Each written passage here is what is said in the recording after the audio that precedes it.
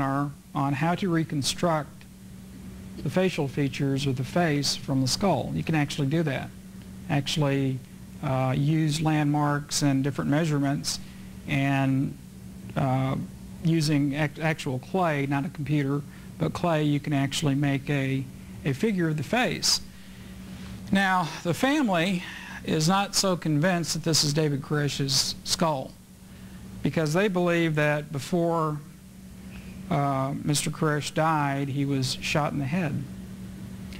Now, if this is true, then there would be some evidence of residue from the bullet and a lot of other things. Now, the problem that we're facing with this is the individuals who are in possession of Mr. Koresh's remains want a substantial amount of money, more than we have, to release the remains so we can do further studies.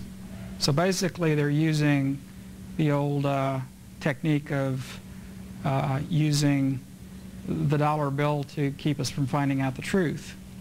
But anyway, hopefully someday we will find the truth as to what happened to David Koresh. But tonight what I want to talk about is something that I think many of you will find of interest. I originally entitled the presentation Eschatology and the National Security Establishment, and many people thought that was a little bit too academic, so I changed it to Shackles of the New World Order. And first of all, I want to give you some definitions, because it's hard to follow a presentation like this, because we're going to really get into some deep subject matter here. And if we don't have some vocabulary to work with, I'm going to lose you all completely. So first of all, let's define what the National Security Establishment is. The National Security Establishment, and I'll just refer to it as the NSE, is the de facto secret government of the United States. The NSE includes such agencies as the Central Intelligence Agency, the National Security Agency, the National Reconnaissance Office, the Office of Naval Intelligence, the Air Force Office of Special Investigations, and many other civilian and quasi-military organizations, such as the Anti-Defamation League, the Jewish Defense League, the Southern Poverty Law Center, the ACLU, and even the militias, to some degree, have a fairly sophisticated intelligence network. So it's not just limited to the federal government, but these are the people, the federal government, that are being the most well funded, because they get to use your money.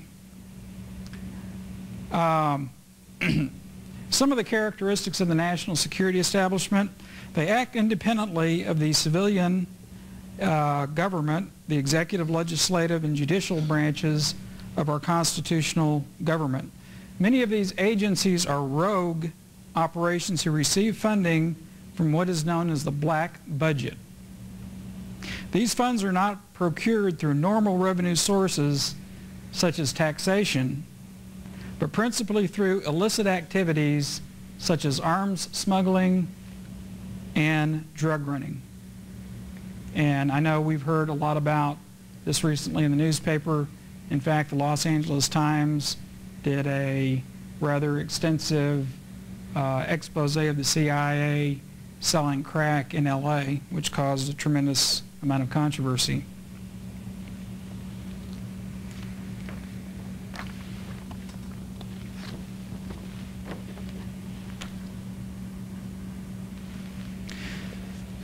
The National Security Establishment, through various black programs, has recently learned of the eventuality of a catastrophic event they refer to as the eschaton.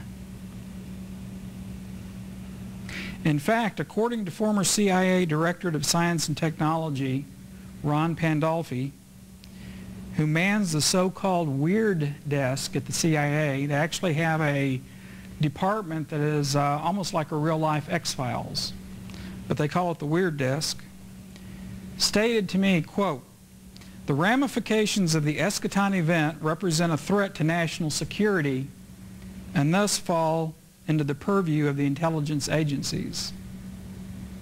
So basically what they're saying, what he's saying to me, is they know the end of the world's coming, and they're responsible for keeping track of the events that are leading up to this. It's not up to the president, it's not up to the Congress, it's not up to the judicial branch, it's up to the intelligence agencies. This is my conception of the national security establishment.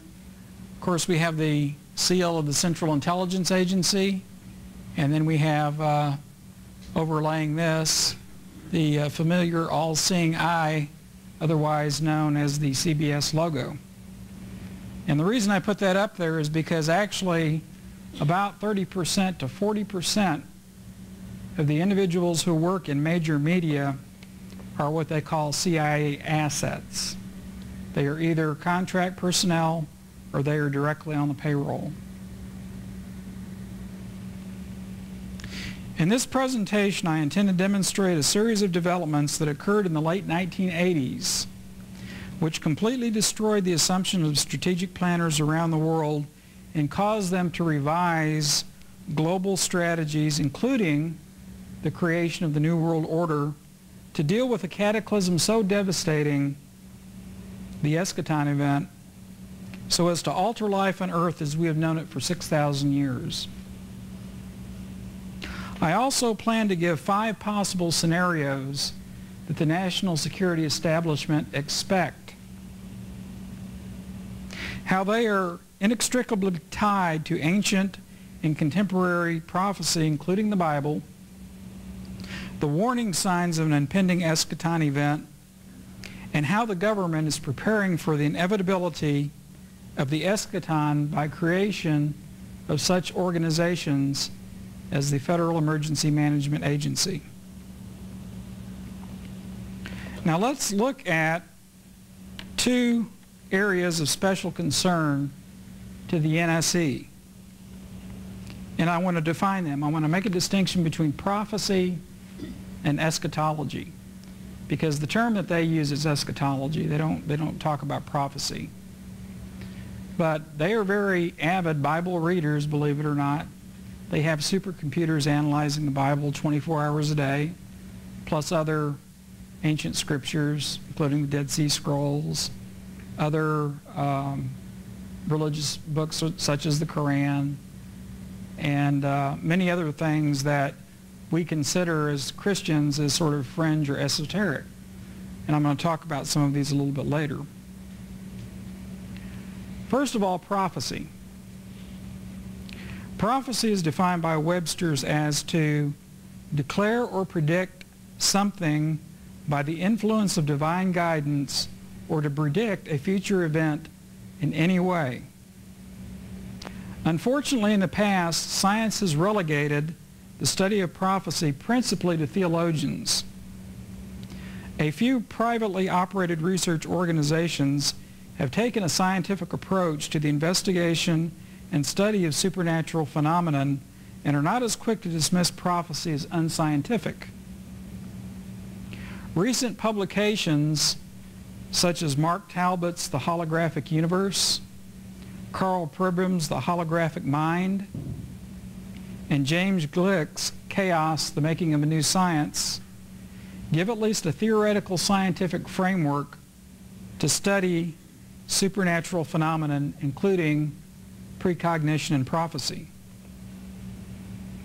Now let's go to eschatology.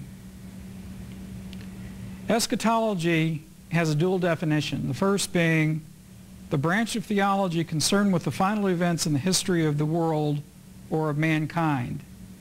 And secondly, a belief concerning death, the end of the world, or the ultimate destiny of mankind, specifically any of the Christian doctrines concerning the second coming, the resurrection of the dead, or the last judgment. The prophetic words of many civilizations throughout history mark a period in which there will be an end to terrestrial life on Earth. The end time